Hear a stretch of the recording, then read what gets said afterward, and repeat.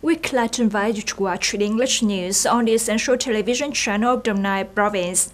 Ladies and gentlemen, acting chairman of Đồng Nai Provincial People's Committee Võ Tân Đức had a meeting and worked with Fulbright University Vietnam to hear the introduction of the 2024 Masters of Public Policy Scholarship Program. Dr. Vũ Thanh Tự Anh, Director of the Fulbright School of Public Policy and Management, Fulbright University Vietnam, said that the school is implementing 2 Masters of Public Policy training programs, including Policy Analysis major and Leadership and Management major.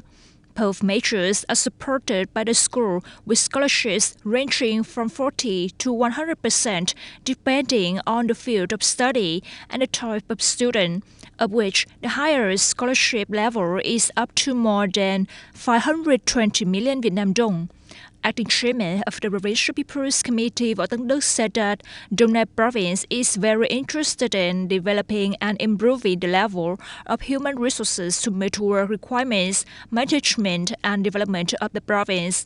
Appreciating the 2 master's training programs of Fulbright University Vietnam, the acting chairman of the Provincial People's Committee requested the leaders of the Department of Home Affairs and the leaders of the Provincial Party Committee's Organizing Committee to study these 2 programs and seek opinions from the Provincial Party Standing Committee to participate in the training program to improve the professional and management qualifications of the province staff.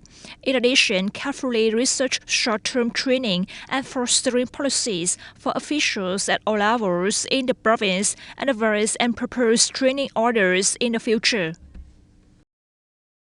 According to the 2023 Vietnam Import-Export Report announced today by the Ministry of Industry and Trade, although the country's 2023 export turnover decreased by 4.6% compared to 2022, it still reached nearly $354.7 billion USD. Notably, the main contributors to this figure include the 10 localities with the highest export turnover in the country, respectively: Ho Chi Minh City with a turnover of over 42 billion USD, Bắc Ninh with a turnover of over 39 billion USD, over 30 billion USD in Bình Dương, over 26 billion USD in Hải Phòng, over 25 billion USD in Thái Nguyên, over 24 billion USD in Bắc Giang, over 21 billion USD in Đồng Nai, 16 billion USD in Hanoi, 10.5 billion USD in Phú Thọ, 9.9 billion USD in Vĩnh Phúc. With the overall positive results of export growth, especially this growth was recorded in all 3 product groups: agricultural and aquatic products group, mineral fuel group, and processing and manufacturing industry group. In all product groups, it can be seen that the agricultural and aquatic product groups are experiencing very rapid breakthroughs. Notably, out of 9 agricultural and aquatic products, up to 7 items achieved positive growth in 2022. Among them, aquatic products are the items with impressive growth and have reached the finish line ahead of schedule, exceeding the plan with a turnover of 11 billion USD in 2022. Key markers for seafood such as the US also drew high growth in 2022. Leaders of Xuân Lộc District recently visited and gave gifts to the executive board of the Xuân Lộc District Buddhist Church and the abbot of Trúc Lâm Pagoda Suối Cá Commune and Diamond Pagoda Xuân Hồng Commune on the occasion of Vesak Day in 2024. At the visited place, district leaders congratulated Vesak Day, recognized and appreciated the contributions of dignitaries, monks and nuns, and Buddhists in the work of building and protecting the fatherland, especially charity and humanitarian work.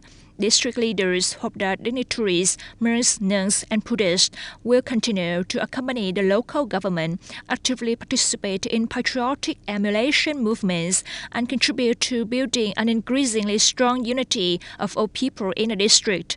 On behalf of the district's executive board of the Vietnam Buddhist Sangha, Venerable Thích Huệ Quang, head of the executive board, expressed his deep gratitude for the above concern. At the same time, he affirmed that dignitaries, monks, nuns, and Buddhists always accompany the nation in all activities, contributing to building an increasingly prosperous Xuân Lộc. In a joint statement posted by the Kremlin after the talks between Russian President Vladimir Putin and Chinese President Xi Jinping in Beijing on May 16th, the leaders of the two countries affirmed that the conflict in Ukraine must not be allowed to escalate further. The statement emphasized the parties know the need to stop any steps that contribute to prolonging hostilities and further escalation of the conflict, or preventing its transition into an uncontrollable phase, and emphasized the importance of dialogue as the optimal form of resolving the Ukrainian crisis.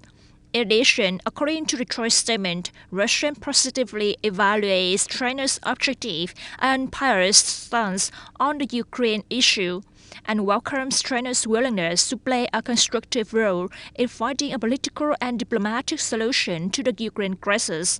The joint statement also emphasized that Russia and China intend to strengthen cooperation in the fight against international terrorism and extremism.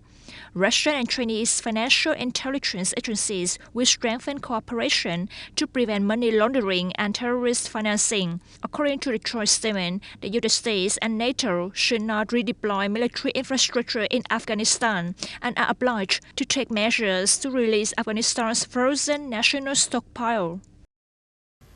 Myanmar state media reported that the head of the Myanmar Army, General Min Aung Hlaing, met with top officials of the Association of Southeast Asian Nations, ASEAN, visiting the country on May 15th.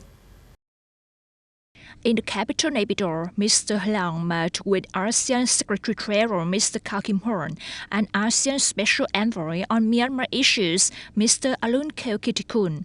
This Special Envoy Kittikul's second visit to Myanmar since taking on this role earlier this year. At the meeting, the parties exchanged views on cooperation between ASEAN and Myanmar, discussed conditions for Myanmar to participate in ASEAN meetings and plans to organize elections in Myanmar. In addition, representatives of the ASEAN Coordination Center for Humanitarian Disaster Assistance also joined the ASEAN delegation to negotiate the distribution of humanitarian aid in Myanmar. Myanmar's military junta is also negotiating with other aid organizations, including United Nations agencies, about the humanitarian aid situation. That's all for news English for today. Thank you for joining us and goodbye.